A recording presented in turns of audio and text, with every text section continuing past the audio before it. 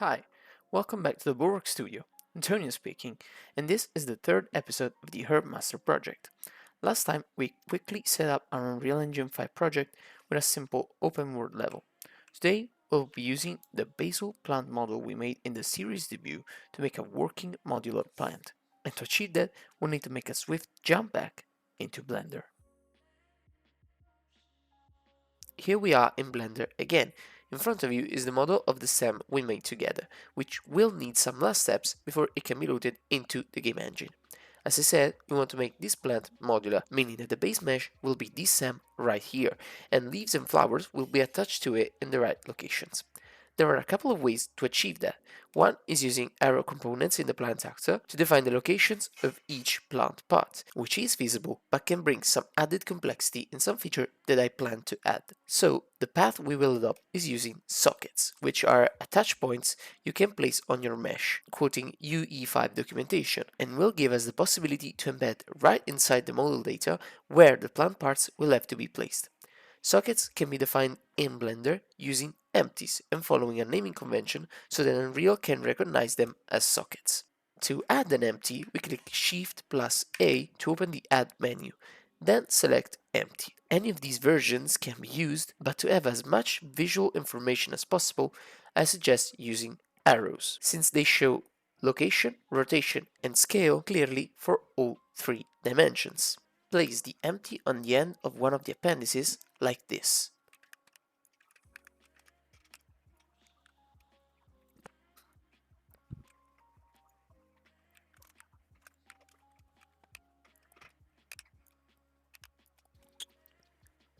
And at last, change its name to socket underscore leaf dot 000. The socket underscore tells Unreal to treat the empty as a socket of the mesh. Everything after it will be its name. We use .000 at the end, so when duplicating the empty, Blender will increment the number on its own, like this.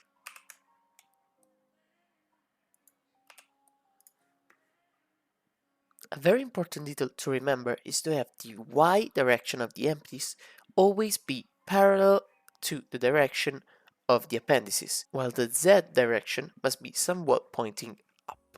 Last but definitely not least, we'll have to export the model by going to File, Export, and FBX. Here we can, of course, give a name to our soon-to-be FBX file, but most importantly, change the export settings, and especially the transform forward and transform up settings to tell the Unreal Engine importer how to interpret the different coordinate system of Blender's OpenGL, which is a graphic library, to Unreal Engine's one.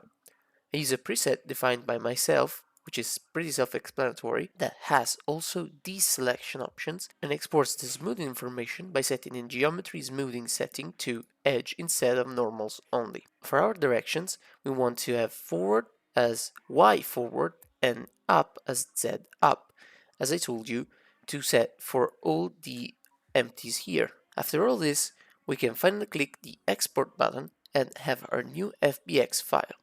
Do as I did and export the leaf and flower FBX models as well. This is how my plant looks with all the empties placed correctly on their appendices. Now we're ready to move back to Unreal Engine. And here we are right back where we left each other in episode 2. We want to have our fresh files ready for use in Unreal, so let's go to the content browser and add a new directory called meshes. Open it and click on Import. Look for the Basil Stem FBX and double click. This window will pop up where some settings can be adjusted. Leave all as is except for the following.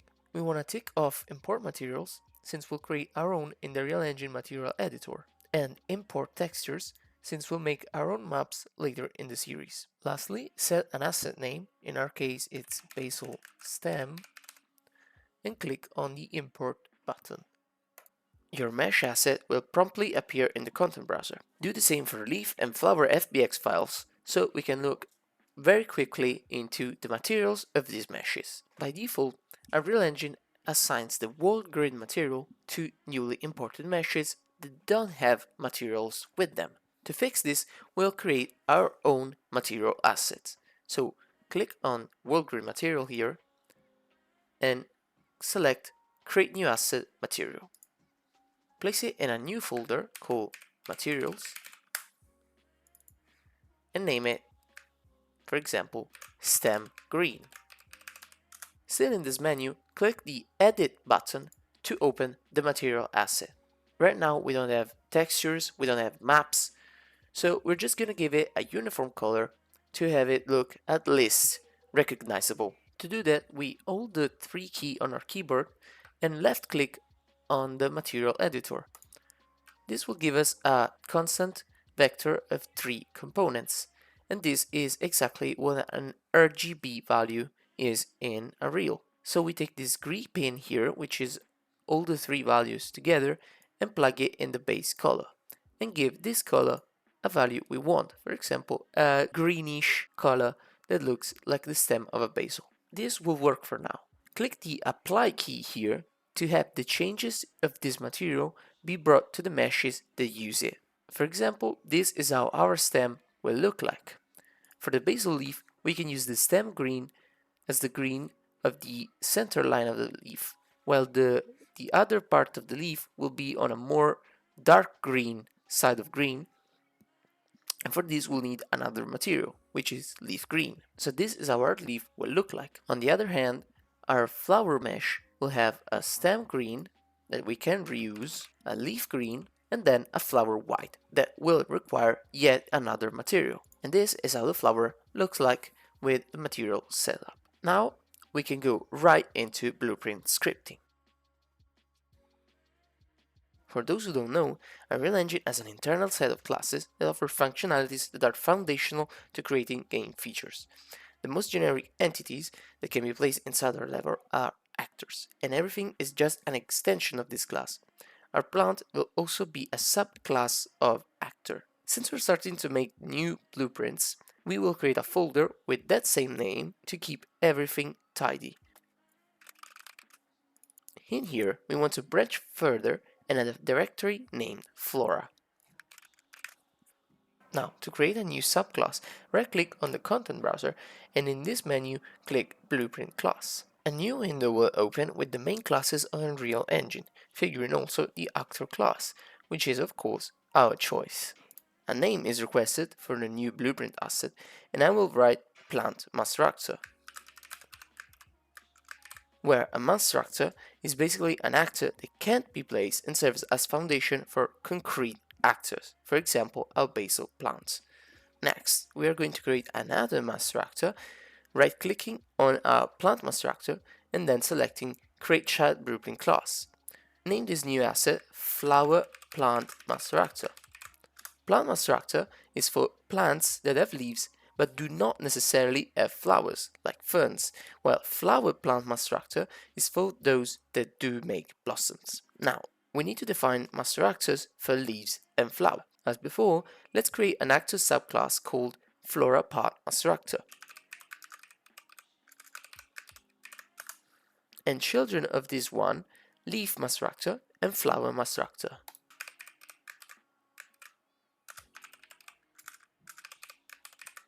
As a child of Flower Plant Master Actor, we'll now create our Basil Plant Actor, while as a child of Leaf Master Actor, we'll create Basil Leaf Actor.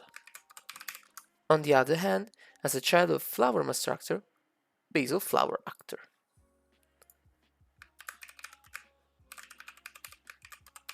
The first thing we want to do is place a Basil Plant Actor inside our level, like so. This way, all visual edits we make to this actor and its parents will be clearly visible in a level. Let's start writing code for our Plant Master Actor. All actors branch from this one will need a mesh to be shown in the world, and we will do that using a component, which is somewhat of an actor plugin to add a functionality. So we click Add here and select Static Mesh Component. We can leave these empty for now, since only concrete classes will need to specify a mesh asset. Now, the next step is writing the functionalities, which is the spawning of leaves. We'll do that using the construction script, a function common to all actors that is called every time an actor is placed or moved in the level, or whenever its visible parameters are changed. In the construction script, we take the mesh and bring it here, and from it, we get its socket names. We can loop over it to make an action on each of the sockets.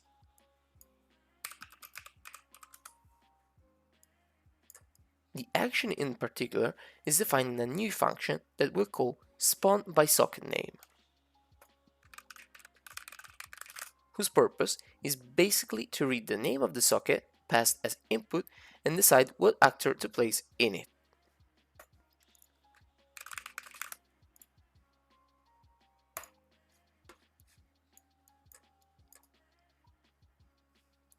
We can assume that whatever actor is child of plant master actor but not of flower plant master actor is not going to have any sockets that aren't going to be filled with a leaf. So the spawn by name is just going to call another function, the spawn leaf function, with the socket name as its only input.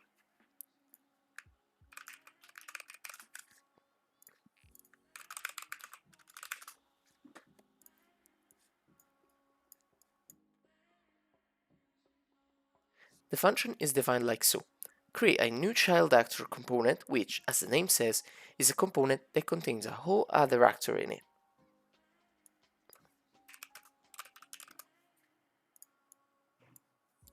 The resulting component will be passed to another built-in function attached component to component as the target.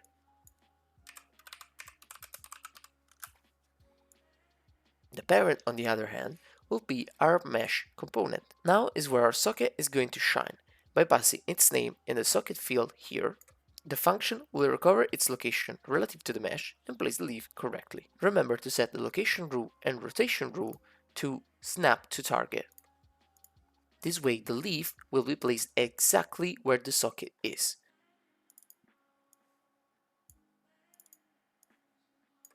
Now looking back at this, the loop on socket names calls the spawn by socket name function. The spawn by socket name functions right here calls the spawn leaf, and spawn leaf has this functionality. This is conceptually correct, but there's a but. The add child actor function does not take the type of actor as a parameter, instead can only be specified here in the details panel, meaning that right now we can only set the one single actor here. To overcome this, we right-click on set function and click on collapse to function, which will name getLeafChild.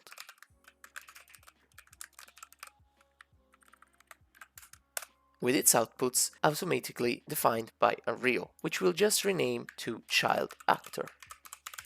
Now, we actually want to delete this node here because this will be a so-called abstract function, meaning that its actual operation is not yet defined and will be in a concrete class like basil plant actor. This way, we know this method gives us the child actor component we need, and the actor it contains will be specified in concrete classes. Now, click on the compile button and we can go to the flower plant master actor.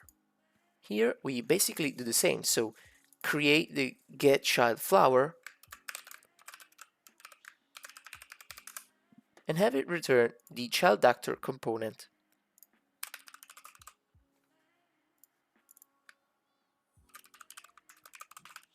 Then make the spawnFlower method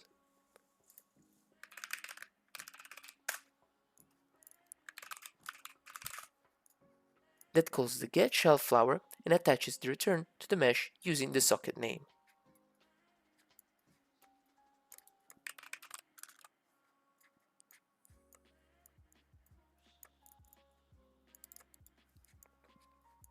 Don't forget the location rule and rotation rule setting. The main difference here is in the spawn by socket name that we'll need to override. Overriding means changing the functionality of a method that was actually described before in a parent class, in our example, spawn by socket name. Here, meshes can have both leaf and flower sockets, and so we need to examine the socket name to decide which to spawn. From the name parameter, bring out a toString node. A string is the most common text type that allows for more complex operation like contains. With this, we can check if the string contains the word leaf, then we execute the spawn leaf, otherwise we'll go on the flower path. Coming out of this red boolean, we add a branch. On the true pin here, add a spawn leaf node, while on the false pin, add a spawn flower. To fill this socket name here, we could pull from the socket name at the start of the function, but we can also have a reference that it's exactly the same as our parameter, like this. Now, what this does is using booleans. Booleans are true-false values, and based on the contains return value, one line here gets executed rather than the other. This way, the flower plant constructor will be able to work with both kinds of sockets. Our last preparation step is setting up the floral part constructor. Just like for our plant constructor, floral parts need to have a visible model in the world. So we add a static mesh component whose asset will be defined in concrete classes later. We can finally put everything to work by giving our last touches to the basil plant actor and its parts, which, as you should know by now, are our concrete classes. Therefore, here we can override the abstract methods. For the getLeafChild, we add the child actor component function and select the basil leaf actor as its parameters.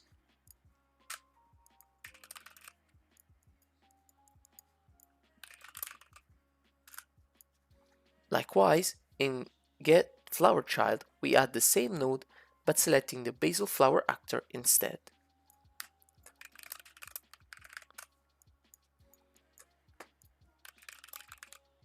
As last step, we specify the meshes for basil plant actor, leaf actor, and flower actor accordingly.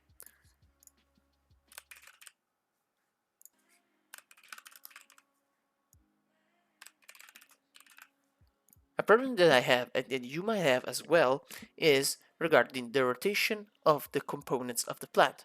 In my case, the leaf is rotated in a way that does not bode well with how the appendices are directed. So what I do is rotate the leaf in my basil leaf actor in a way that does translate well then when placing the leaf on the stem. In my case, this rotation is minus 90 degrees. But if you find yourself with a problem like that, you can experiment with other rotations, with other values, or you can go all the way back in Blender and rotate the leaf so it's the mesh asset that has the rotation changed. In any of these cases, the problem will be fixed. At last, we can click on the compile button here and go to the level tab to check if the magic has happened.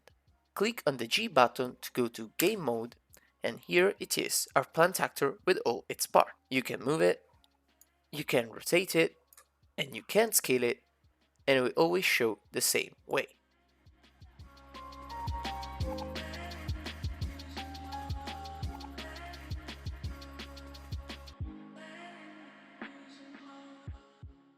We've come to the end of this third episode of the Herb Master project. In our next meeting, we will dive into creating the character and interaction system that is shown in the latest monthly update, while the interaction UI will have to wait the episode after that, since I want to give it a little bit more of attention. I hope I was clear as I could have been. Please, whatever doubt or question you might have about the content of this tutorial, don't think twice about asking in the comments or in my DMs on Instagram. Feel completely free to write me on any platform. Now, that's all for this video. We'll see each other on the 18th of October for a monthly update. Mark the date. Thank you very much for being here today, and I'll see you in the next one.